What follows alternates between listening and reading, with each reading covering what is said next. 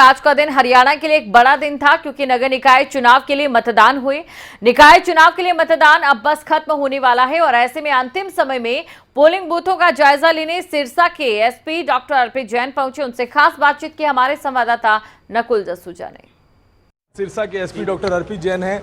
Sir, overall स्थिति बात की जाए सिरसा की तो किस तरह की स्थिति है? क्या कोई इस तरह की घटना हुई सर कहीं पर आपके पास? पूर्णतः शांतिपूर्ण है और कुछ कंप्लेंट आई है हमारे पास, तो उस पर इंक्वायरी चल रही है। तो किसी ने भी अगर कानून का उल्लंघन किया है तो उसके खिलाफ बिल्कुल सख्ततम कार्रवाई होगी। सर, लास्ट का जो 1 घंटा होता है बड़ा क्रूशियल है, जो टाइम है, तो अब इसमें किस तरह की आपको तैयारी है सर? इसमें जो सारे हमारे SHOs भी हैं, सारी जो हमारी फोर्सेज हैं, हमारे DSPs हैं, तो सारे बिल्कुल अलर्ट हैं, एक्टिव हैं कि एक तो कहीं पे भी ज़्यादा भीड़ इकट्ठी ना हो, कोई हिंसा ना हो और कोई आलतू फालतू व्यक्ति अंदर ना घुसे। तो उसमें बिल्कुल हम अलर्ट हैं और अगर ऐसा कोई प्रयास करता है तो वो फिर उसके खिलाफ हम सख्त कानूनी कार्रवाई करेंगे। वैसे सर आपके पास कोई इन्फॉर्मेशन आई सर यहाँ के इन 3 जगहों पर कहीं कोई घटना हुई सर, कहीं वोट पोल को लेके कुछ हुआ सर? हाँ, देखिए फ़ोन आते हैं हमारे कंट्रोल रूम में, मेरे पास भी आए हैं मैसेज, तो उन पर सब पे कईयों पे इंक्वायरी हो गई है और वो कोई भी उसमें ऐसा कोई गलती पाई नहीं गई, किसी का भी दोष नहीं पाया गया है। और बाकी जैसे भी मैसेज आ रहे हैं कुछ पे इंक्वायरी चल रही है, तो फिर उसमें अगर कोई दोषी पाया जाता है, उसमें साक्ष्य आते हैं, तो निश्चित रूप से उसके खिलाफ जो भी कानून सम्मत कार्रवाई बनती है वो होगी। शांतिपूर्ण मतदान सर हुआ सर, मान के चले? हाँ, अभी तक तो शांतिपूर्ण ही रहा है और हमारी पुलिस पूरे अलर्टनेस के साथ, एक्टिवनेस के साथ लगी हुई है, तो आगे भी ये शांतिपूर्ण ही होगा। जो अब 1 घंटा बचा हुआ है लगभग। बहुत बहुत धन्यवाद। तो बिल्कुल आखिरी 1 घंटा बचा है और सिरसा के एसपी अर्पित जैन का दावा है कि शांतिपूर्ण तरीके से जो चुनाव है वो संपन्न होगा। फिलहाल छुटपुट घटनाएं हुई हैं सिरसा में जहां 3 जगहों पर चुनाव हुए हैं वहां छुटपुट घटनाएं हुई हैं। उसके अलावा कोई बड़ी इस तरह की कोई घटना नहीं हुई है। शांतिपूर्ण मतदान हुआ है और एसपी खुद सिरसा के डबवाली, रानिया और एलनाबाद में दौरा कर रहे हैं और पोलिंग बूथ्स का निरीक्षण कर रहे हैं। सिरसा के रानिया से मैं नकुल जसूजा, खबरें अभी तक। तो मतदान को देखते हुए हर जगह सुरक्षा के पुख्ता इंतजाम किए गए थे। किसी भी तरह की कोई अप्रिय घटना ना हो, इसको लेकर प्रशासन की परीक्षा का आज दिन रहा और तस्वीरें भी आपको दिखाते हैं। 8 तस्वीरें आपके सामने हैं मतदान का दिन और कहां पर कैसा नजारा रहा। पंचकुला की तस्वीर आप देख सकते हैं, यहां पर पुलिस बल तैनात रहा। हिसार की बात करें तो यहां पर दिव्यांग भी मतदान करने पहुंचे। डब्बाली से भी कुछ ऐसी तस्वीर नजर आई जहां पर जो मतदाता है उनमें उत्साह काफी ज्यादा था और हर वर्ग के युवा यहां पर पहुंचे। और साथ ही इसके अलावा ये भी आपको बता दें कि जो बुजुर्ग थे उन्होंने भी बढ़ चढ़कर हिस्सा लिया। जो दिव्यांग थे वो भी यहां पर मतदान में हिस्सा लेने पहुंचे क्योंकि मतदान लोकतंत्र का एक पर्व है। चरखी दादे की तस्वीर भी आप देख सकते हैं। चाहे किसी भी वर्ग की बात करें, मतदान में ये कह सकते हैं बढ़ चढ़कर हिस्सा मतदाताओं की ओर से लिया गया। गुरुग्राम की तस्वीर आपके सामने है, करनाल की तस्वीर भी आप देख सकते हैं, कुरुक्षेत्र, महम की तस्वीर भी आपके सामने। कुल मिलाकर देखिए, क्योंकि आज मतदान हुआ है नगर सरकार के लिए, छोटी सरकार के लिए परीक्षा का दिन ना सिर्फ प्रत्याशियों के लिए बल्कि जो प्रशासन है उनके लिए भी रहा है। और बाकी 5 तस्वीरें भी आपको दिखाते हैं। पंचकुला की, सिरसा की, महेंद्रगढ़, फतेहाबाद और बहादुरगढ़ की तस्वीर आपके सामने है।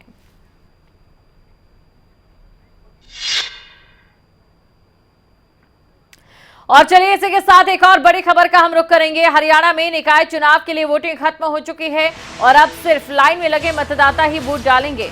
अब तक 68% से ज्यादा वोटिंग हुई है। सबसे ज्यादा रेवाड़ी और रोहतक के लिए वोटिंग हुई है। सबसे कम भिवानी और झज्जर के लिए वोटिंग हुई है।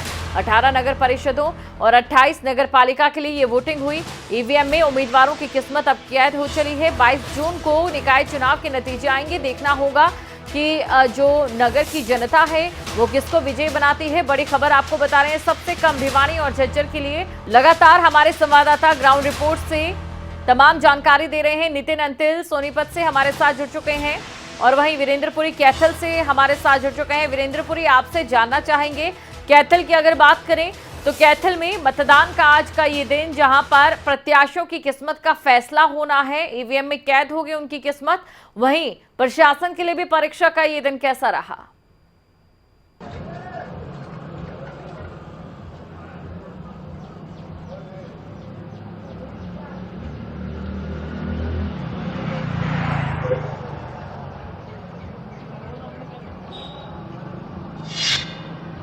तो वीरेंद्र, आवाज आप सुन पा रहे हैं?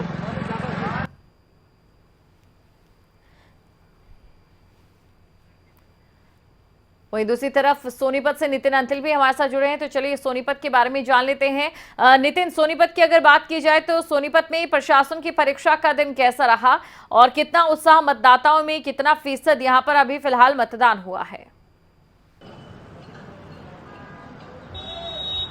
जी बिल्कुल, मैं आपको जानकारी दे दूं कि सोनीपत के कुंडली में पहली बार नगरपालिका चुनाव हुए और सबसे बुरी बात ये निकलकर सामने आई कि सोनीपत में अब तक 64.1% मतदान टोटल हुआ है और कुंडली में सबसे कम मतदान रहा जो कि 51% मतदान रहा और सबसे ज़्यादा गोहाना में 69.8% जो मतदान रहा। और बात कर ली जाए पुलिस प्रशासन के जो सख्त इंतजाम देखने को मिले, कोई भी जो गतिविधि गलत नहीं हुई। हाँ, गन्नौर के जो एक वार्ड है, वार्ड नंबर 1 में जो 2 पक्षों में झगड़ा जरूर हुआ, लेकिन उन्हें इलाज के बाद अब घर भेज दिया गया है और पुलिस मामले की जांच कर रही है। वहीं अब 1-2 ही जो मतदाता वो केंद्रों पर रह गए हैं और सभी मतदान देकर चले गए हैं। फिलहाल 6 अभी मतदान समाप्त होने का समय हुआ, लेकिन मतदान अभी जारी है क्योंकि जो लोग पहले पहुंच चुके थे वो मतदान जारी रहेगा। तो कहीं ना कहीं सोनीपत का जो 64% फिलहाल मतदान है वो बढ़ सकता है और कहीं ना कहीं जो बीजेपी हो, चाहे कांग्रेस समर्थित जो आजाद उम्मीदवार हो या फिर आम आदमी पार्टी हो, सभी जो उम्मीदवार है चेयरमैन के हो या नगर परिषद के हो, उनके जो भविष्य हो ईवीएम में कैद हो गया। और कहीं ना कहीं अब ये अंदाजा लगाया जा रहा है कि 7 बजे तक जो सभी ईवीएम मशीन है उन्हें काउंटिंग सेंटर पर पहुंचा दिया जाएगा, जिसके लिए फिलहाल भारी पुलिस बल की तैनाती अभी जो मतदान केंद्र है वहां पर कर दी गई है। और इसके साथ साथ ही जो सोनीपत की बात कर ली जाए तो जिस तरह से आम आदमी पार्टी उभर कर सामने आई है, तो कहीं ना कहीं तीनों सीटों पर प्रभाव दिखाई दे रहा है। जी बिल्कुल नितिन, तो देखिए सियासी समीकरणों की भी हम बात करेंगे। मतदान को लेकर जो आपने बताया कि कुछ जगह ऐसे भी जहां पर काफी कम फीसद मतदान हुआ, उसके पीछे वजह क्या मानी जाए?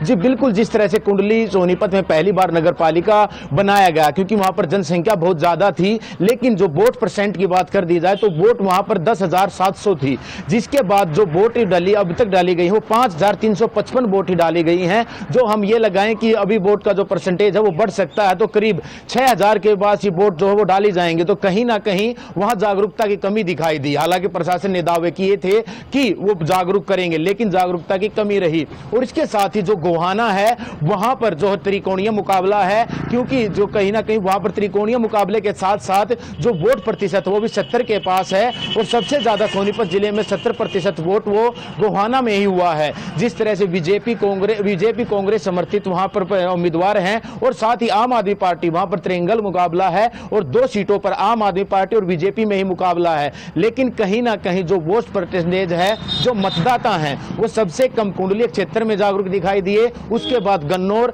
और जो बात कर ली जाए सोनीपत क्षेत्र की जो 3 जगह पर नगर पालिका और नगर परिषद चुनाव थे, तो जो वोट प्रतिशत सामने आया 64%, तो कहीं ना कहीं वो निराशाजनक है क्योंकि जो सियासी पार्टियां हो या अधिकारी हो उनका अंदाजा ये था कि 80% जो वोट प्रतिशत जाएगा, क्योंकि जागरूकता की कमी वो नहीं बता रहे थे। और जिस तरह से नगर निकाय चुनाव था पहली बार कुंडली में हो रहा था और गोहाना में सभी पार्टियां के जो बड़े नेता थे वो भी आ रहे थे और गन्नौर में भी जो नेता वो लगातार आ रहे थे, लेकिन कहीं ना कहीं मतदान फिलहाल कम हुआ है। जी बिल्कुल नितिन, एक तरफ तो देखिए कांग्रेस की ओर से सिंबल पर चुनाव न लड़ने को लेकर लगातार जो बाकी पार्टियां थी कांग्रेस पर निशाना ये साधती रही कि कांग्रेस मैदान से पीछे हट गई है।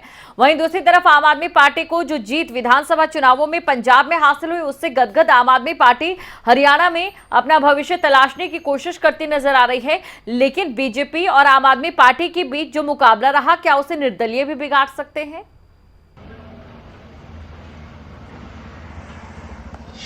जी बिल्कुल, जिस तरह से बात कर ली जाए, पहले कुंडली से ही शुरुआत कर लेते हैं। कुंडली में जिस तरह सिंबल पर कांग्रेस पार्टी चुनाव चिन्ह नहीं दिया गया और पहले इनकार कर चुकी थी, तो उसका पूरा का प्रभाव निकाय चुनाव में देखने को मिला, जिसका सबसे पहले उदाहरण ये कि कुंडली जो नगर निकाय चुनाव नगर पालिका है वहां वो कांग्रेस समर्पित कहें या आजाद उम्मीदवार कहें, वहां कांग्रेस का है ही नहीं। वहां सिर्फ आम आदमी पार्टी और बीजेपी पार्टी के जो कैंडिडेट हैं उनमें ही फाइट है। इसके अलावा अगर गन्नौर की बात कर ली जाए तो गन्नौर में जो बात गन्नौर में जो कांग्रेस समर्पित हम कह सकते हैं, क्योंकि वो उससे पहले चेयरमैन रह चुके हैं और कहीं ना कहीं वो कांग्रेस पार्टी को समर्पित हो सकते थे। लेकिन दीपेंद्र हुड्डा ने सिर्फ आज रात को ही एक वीडियो जारी कर उनके समर्थन की बात कही, लेकिन वहां भी आम आदमी पार्टी और बीजेपी का ही जो टकराव, बीजेपी की फाइट दिखाई दे रही है। लेकिन सबसे अहम नगर परिषद गोहाना रह जाता है, वहां पर ट्रिंगल मुकाबला दिखाई दे रहा है। वहां पर भी आम आदमी पार्टी, बीजेपी और कांग्रेस पार्टी में जो मजबूती कांग्रेस पार्टी ही फाइट दिखाई दे रही है। तो कहीं ना कहीं हम एक बात जरूर कहेंगे कि जिस तरह से पंजाब चुनाव में आम आदमी पार्टी को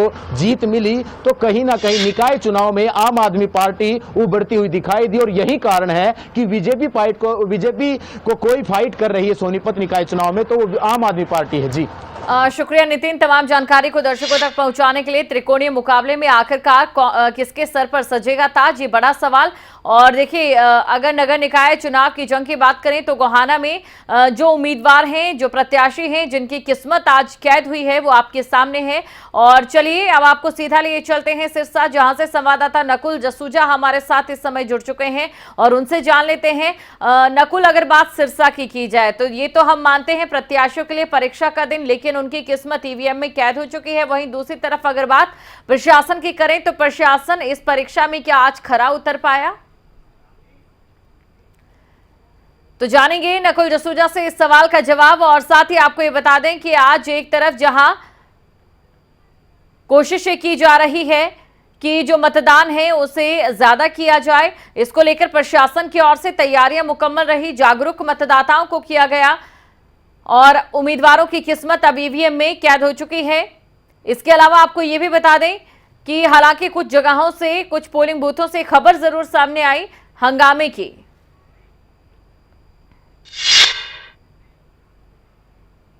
वोटिंग खत्म हो चुकी है, तो अब आगे का क्या प्रोसेस रहेगा, तरावड़ी में मौजूद हमारे संवाददाता हिमांशु नारंग ने जानकारी दी। देखिए, तरावड़ी के अंदर खड़े हैं जहां पर बूथ नंबर 15 है और यहां पर आकर तमाम लोगों ने अपने मत का प्रयोग किया है। इसके अलावा एक बूथ वहां पर बनाया गया है और भारी संख्या में यहां पर पुलिस बल तैनात है। बात की जाएगी ईवीएम की तो उसे स्ट्रांग रूम में रखा जाएगा। किसान भवन में स्ट्रांग रूम बनाया गया है, वहां पर भारी संख्या में पुलिस बल तैनात होगा। 3 लेयर सिक्योरिटी वहां पर होगी और 22 तारीख को नतीजे जब आएंगे तो काफी सुरक्षा के मद्देनजर वहां पर इंतजामात किए जाएंगे, क्योंकि 8 बजे से ही काउंटिंग जो है वो 22 तारीख को शुरू हो जाएगी। कांटे की टक्कर यहां पर बताई जा रही है, लेकिन जीत किसकी होगी वो 22 तारीख को ही पता चल पाएगा।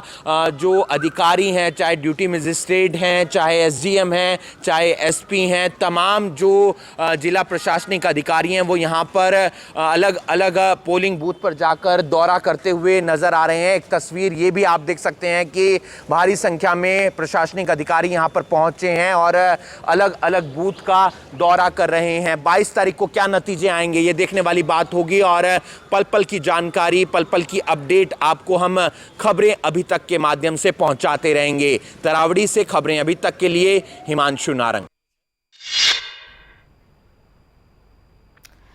तो वीरेंद्रपुरी कैथल से हमारे साथ जुड़ चुके हैं, वहीं दूसरी तरफ हमारे साथ सिरसा से नकुल जसूजा हमारे संवाददाता जुड़ चुके हैं। वीरेंद्र, आपसे जानना चाहेंगे आज के दिन का अगर आकलन किया जाए, चाहे प्रशासन की तैयारियों को लेकर, मतदाताओं के उत्साह को लेकर, मतदान प्रतिशत को लेकर, तो कुल मिलाकर नगर निकाय चुनावों के लिए मतदान का ये दिन कैसा रहा?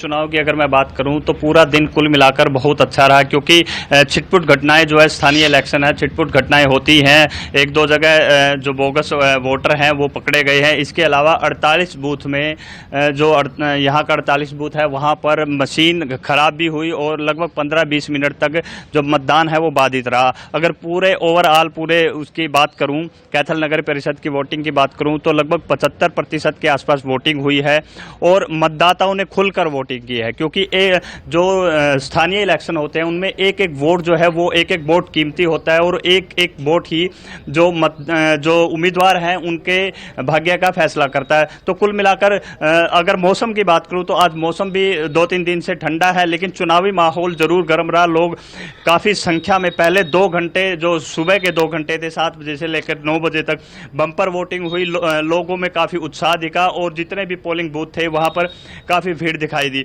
वहीं अगर शाम के 1 घंटे की बात करूँ तो ये भी एक निर्णायक होता है, और शाम के 1 घंटे में क्योंकि जो बची हुई वोटें होती हैं वो भी शाम को भुगतानी होती है, और शाम का 1 घंटा भी काफ़ी निर्णायक रहा, क्योंकि अब की बार अगर बात करूं तो 5 बजे तक अक्सर पोलिंग का टाइम होता था, लेकिन अब की बार 6 बजे तक का पोलिंग टाइम रहा। तो 1 घंटा जो बढ़ा है उसके में भी एक्स्ट्रा बम्पर जो पोलिंग है उसके होने की उम्मीद है। जी दीपशिखा। तो बिल्कुल वीरेंद्र, यहाँ पर कह सकते हैं कि बम्पर मतदान हुआ है, लेकिन सिरसा में क्या हाल है, सिरसा में कितना मतदान हुआ, जानकारी देंगे हमारे संवाददाता नकुल जसूजा। जी नकुल।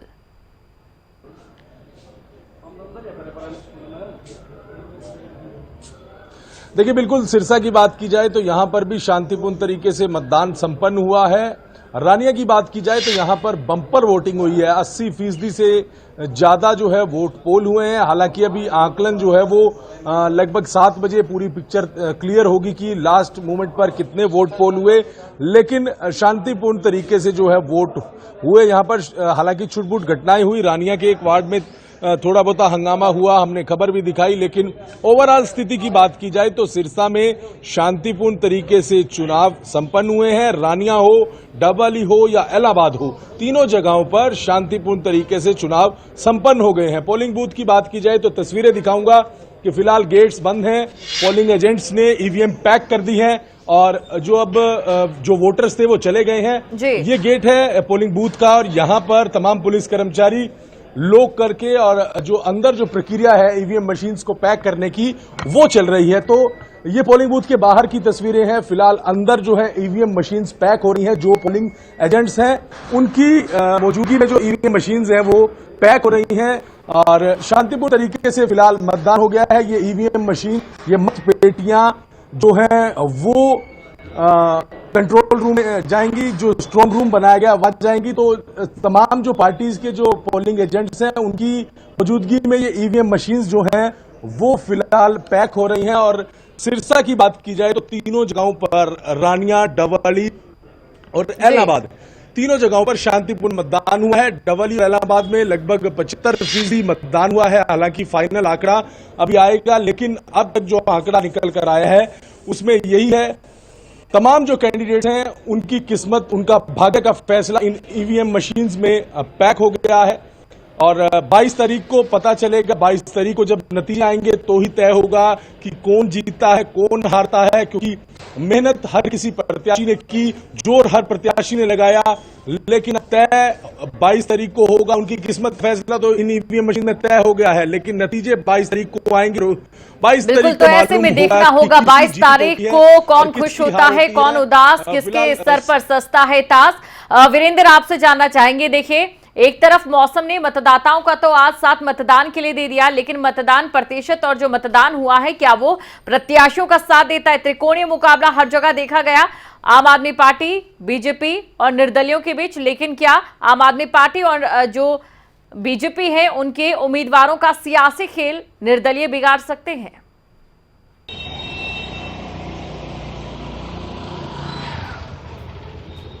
देखिए दीपशिखा, ये बिल्कुल सही है कि हर जगह तिकोनिया जो मुकाबला है वो देखने को मिला, लेकिन अब की बार एक इलेक्शन में एक चीज़ बिल्कुल अलग थी। जिस तरह से पहले जो पार्षद थे वो चेयरपर्सन चुनते थे या चेयरमैन चुनते थे, लेकिन अब की बार अलग था, चेयरपर्सन का चुनाव इंडिविजुअल था। इस वजह से भी एक नया प्रयोग हम कह सकते हैं। लेकिन मतदाता इसमें एक चीज़ थी, स्थानीय इलेक्शन है, पार्षद को लेकर बिल्कुल सटीक थे, लेकिन चेयरपर्सन के चुनाव को लेकर कहीं ना कहीं असमंजस में थे। यहाँ पर तिकोणीय टक्कर थी, लेकिन तिकोणीय टक्कर हम इसलिए ये नहीं कह सकते, क्योंकि आम आदमी पार्टी का कुछ खासा जो स्टार्टिंग में त्रिकोणीय टक्कर थी, लेकिन अब नहीं, क्योंकि थोड़ा सा डाउन माहौल दिखा।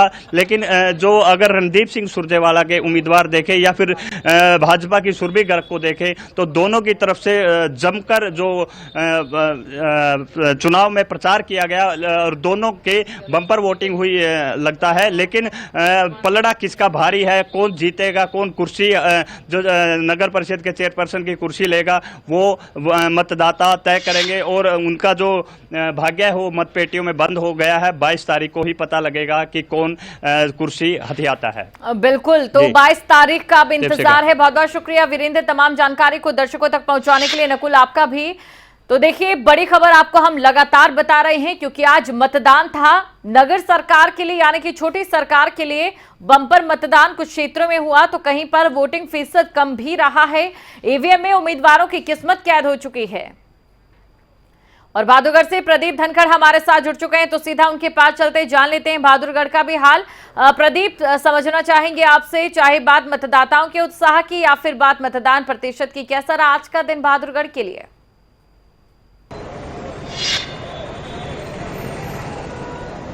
जी दीपशिखा, दरअसल मतदान परसेंटेज जो है वो 58% से ज्यादा अगर सरकारी आंकड़ों की बात करें तो अभी तक हुआ है, लेकिन ये आंकड़ा और भी बढ़ सकता है, क्योंकि 6 बजे वाला डाटा जब सरकारी वेबसाइट पर अपलोड होगा तो उसके बाद ये नज़ारा कुछ और ही देखने को मिलेगा। हो सकता है कि 1 से 2% ये आंकड़ा बढ़ जाए। फिलहाल अगर बात की जाए बहादुरगढ़ की, तो बहादुरगढ़ में 58% से ज्यादा मतदान हुआ है, जो कि उम्मीद से काफी कम है। हालांकि अगर बात की जाए तो लाइनों में लगातार लोग लगे हुए दिखाई दे, पूरा दिन मतदान सुचारू ढंग से चलता दिखाई दिया, शांतिपूर्ण तरीके से मतदान संपन्न हुआ है। हालांकि कई जगह फर्जी वोटिंग की भी सूचना आई थी सामने। ऐसे में पुलिस अधिकारी तुरंत मौके पर पहुंचे हैं और 3 ऐसे फर्जी वोटर्स को राउंड अप भी किया गया है। बहादुरगढ़ के सेक्टर 6 थाने में मामला भी दर्ज हुआ है। इतना ही नहीं, 2 वोटर्स जो फर्जी हैं वो बहादुरगढ़ के बालोर रोड पर स्थित गवर्नमेंट कॉलेज में मिले हैं, तो उनके खिलाफ भी फिलहाल पुलिस मामले की पूरी जांच कर रही है। फिलहाल जो सभी प्रत्याशी हैं वो अपने घरों की तरफ चले गए हैं। इस वक्त हम नेशनल हाईवे पर स्थित एक पोलिंग स्टेशन के बाहर ही खड़े हैं, जहां पर आप देख सकते हैं कि दरवाजे बंद हो चुके हैं। भीतर इक्का दुक्का वोटर्स ही अभी बचे हुए थे जो अपनी वोट डालकर जल्दी बाहर निकलेंगे। जो विभिन्न पार्टियों के समर्थक हैं या उम्मीदवारों के समर्थक हैं वो भी बाहर जुटे हुए हैं, लगातार अब भी खड़े हुए हैं, ताकि मतदान पूरी तरह से समाप्त हो जाए। जब अधिकारी पूरी तरह से घोषणा कर दे कि अब मतदान खत्म हो चुका है, तो ऐसे में वो अपने घर जा सकें। अगर बात की जाए बहादुरगढ़ की, तो बहादुरगढ़ के 1,33,000 वोटर्स थे, लेकिन उसमें से महज 58% से कुछ ज्यादा ही वोटर मतदान करने के लिए पहुंचे हैं। ऐसे में सरकार और प्रशासन के तमाम दावे कि मतदान को ज्यादा से ज्यादा संख्या में करवाया जाएगा, मतदाताओं को पोलिंग स्टेशन तक लाया जाएगा, वो धरे के धरे साबित रहते हुए दिखाई दिए हैं। वोटिंग परसेंटेज कम होने का जो असर है वो विभिन्न पार्टियों के कैंडिडेट पर भी पड़ने की पूरी उम्मीद है। बिल्कुल, बहादुरगढ़ के अगर मुकाबले की बात की जाए जो प्रत्याशियों के बीच है, फिलहाल वो कैसा दिखाई दिया इस पूरे जो प्रक्रिया रही है उस बीच, और इसके अलावा क्योंकि देखिए अब इंतजार रहेगा जब मतगणना होगी और कौन विजयी होता है, लेकिन सियासी समीकरण बहादुरगढ़ के क्या संकेत दे रहे हैं प्रदीप?